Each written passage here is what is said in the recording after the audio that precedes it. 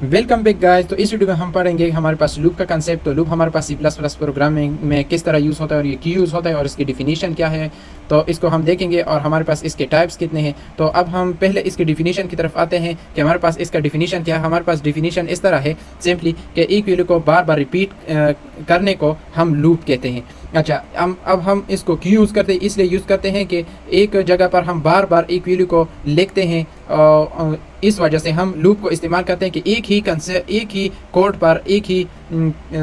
ही code पर हम इन सारों को रिप्लेस कर सकते हैं बाय द लूप की मदद से। हम इन सारों की ज़रूरत नहीं है, इस वजह से हम लूप को इस्तेमाल करते हैं। अच्छा, इसकी टाइप्स हमारे पास तीन तरह की टाइप है, फॉर लूप है, वाइल लूप है, डू लूप है हमारे पास सी प्लस प्लस में। अच्छा, अब हम प्रैक्टिकल में जाते हैं। इन तीनों को हम देखेंगे कि इसका हमारे पास सिंटैक्स क्या है और ये किस तरह हमारे पास यूज़ होते हैं। पहले हम प्री प्रोसेसर डायरेक्टिव को डिफ़ाइन कर लेते हैं, हैश इंक्लूड आईओ स्ट्रीम, और फिर हमारे पास आ जाता है यूजिंग नेम स्पेस एसटीडी, और फिर हमारे पास आ जाता है इंट मेन आता है। यहाँ पर हम क्या करेंगे, लूप के जो टाइप है, लूप हमारे पास इसके जो टाइप है वो हमारे पास फॉर लूप है, वाइल लूप है और हमारे पास डू वाइल लूप है। अच्छा, अब हम इन तीनों को बारी बारी देखेंगे। अच्छा, अब हम पहले हम फॉर लूप को देखते हैं कि हमारे पास फॉर लूप का सिंटैक्स किस तरह, इसको हम किस तरह ले। अच्छा, फॉर लूप हमारे पास है, पहले हम इंट x इक्वल टू 1 लिखेंगे, 1 लिख लिया। अच्छा, 1 लिखेंगे और फिर x हमारे पास तब तक चले 10 तक चले। अच्छा, हमारे पास 10 तक चले या लेस या इक्वल टू 10 तक चले, और फिर हम क्या करें, सी प्लस प्लस ना एक्स प्लस प्लस करें। अच्छा, अब हम इसको प्रिंट करते हैं कि इसका हमारे पास आउटपुट क्या आता है, और फिर हम देखेंगे। अच्छा, यहाँ पर यूज़ करते हैं और फिर यहाँ पर हम क्या लिखते हैं, और इंड लिखते हैं ताकि ये लाइन को ब्रेक कर सकें, ताकि हम वाइल लूप भी कर सकें। अच्छा, अब हम इसको रन करते हैं, इसका हमारे पास आउटपुट किस तरह आता है। अच्छा, आप यहाँ पर देख सकते हैं कि हमारे पास हमने क्या किया, 1 से लेकर 10 तक हमने प्रिंट कर दिया। ये किस तरह होगा, पहले ये यहाँ पे जाएगा, 1 को लेकेगा, 1 को प्रिंट करेगा और फिर चेक करेगा कि हमारे पास जो x है मतलब 1 है वो लेस देन है या इक्वल टू है 10 से, तो ये करेक्ट होगा। जब तक ये करेक्ट होगा, ये लॉजिक करेक्ट होगा, तब तक ये चलेगा और प्रिंट करेगा। अच्छा, जब रॉन्ग हो जाएगा तो फिर इस लूप को ब्रेक कर लेगा, ख़त्म कर लेगा, तो तब तक ये प्रिंट करेगा, जो कि हमारे पास यहाँ पर आ गया है। अच्छा, ये इस तरह होगा।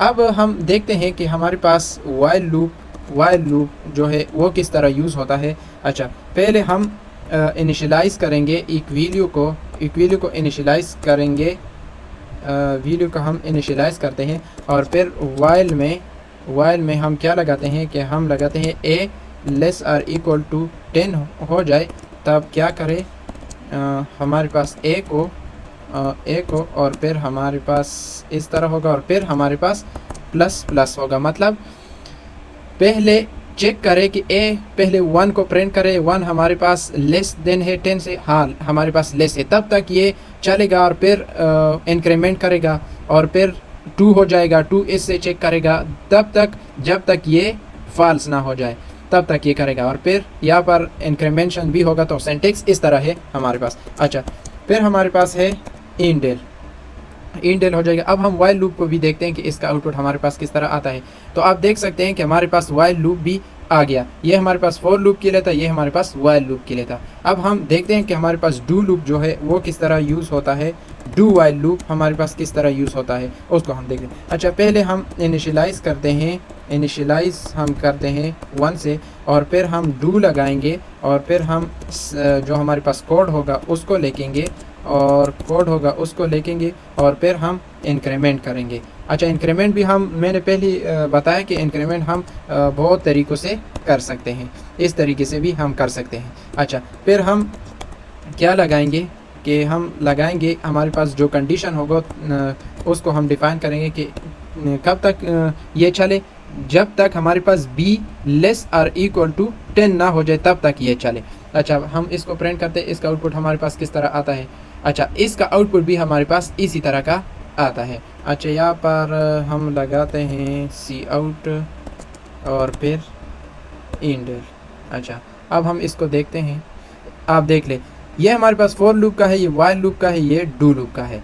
अच्छा, अब मैं आपको समझा लेता हूँ कि इसमें हमारे पास होता किस तरह हमारे पास होता है। तो इसका जो फ्लो है वो इस तरह है। पहले ये x को देखेगा, x में हमारे पास 1 है, तो यहाँ पर लॉजिक, यहाँ पर हमारे पास लॉजिक है, कंडीशन है कि हमारे पास x जो कि 1 है वो लेस और इक्वल टू है 10 से, तो वो प्रिंट करेगा। अगर ये हमारे पास फॉल्स करेक्ट, जब तक ये करेक्ट होगा ये इसको यहाँ पर प्रिंट करेगा। जब ये हमारे पास फॉल्स हो जाए, फॉर एग्जांपल यहाँ पर हमारे पास 10 को x हमारे पास 10 को पहुँच जाए, तब ये क्या करेगा, 10 हमारे पास लेस आर इक्वल टू है 10 से, तो भी ये प्रिंट करेगा, क्योंकि हमारे पास लेस आर इक्वल टू है, इक्वल टू हमारे पास इस्तेमाल हुआ है। और जब हमारे पास ये 11 को पहुंच जाएगा, 11 को चेक करेगा 10 से, 11 हमारे पास लेस तो नहीं है, तो इसलिए ये फिर फॉल्स हो जाएगा, ये लूप हमारे पास ख़त्म हो जाएगा, ब्रेक हो जाएगा। तो इस तरह हमारे पास लूप का कंसेप्ट है कि ये इस तरह होगा। इसी तरह हमारे पास वाइल का भी इसी तरह है और हमारे पास डू का भी इसी तरह है। सिर्फ इनमें फ़र्क इतना है कि हमारे पास जो सिंटेक्स है वो चेंज है। फॉर का हमारे पास इस तरह सिंटेक्स है, इस तरह है, और वाइल का हमारे पास इस तरह का सिंटेक्स है, और डू वाइल का हमारे पास इस तरह का सिंटेक्स है, इस तरह हमारे पास सिंटेक्स है। अच्छा, इसका फ़ायदा क्या है? इसका फ़ायदा ये है, अगर हम इसको लिखते हैं, फॉर एग्ज़ाम्पल हम लिखते हैं कि हमारे पास सी आउट, पहले हमारे पास एक वेरिएबल है x है और उसमें क्या है 1 है, और फिर हमारे पास दूसरा वेरिएबल है y है, उसमें फिर 2 है, और इसको प्रिंट करो।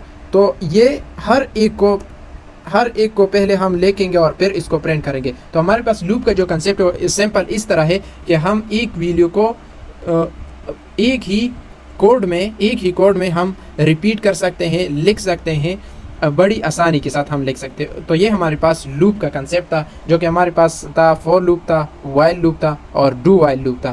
तो ये हमारे पास C++ का लूप था। तो नेक्स्ट वीडियो में हम नेक्स्ट लॉजिक को, नेक्स्ट कंसेप्ट को देखेंगे। तो आज के लिए इतना ही। थैंक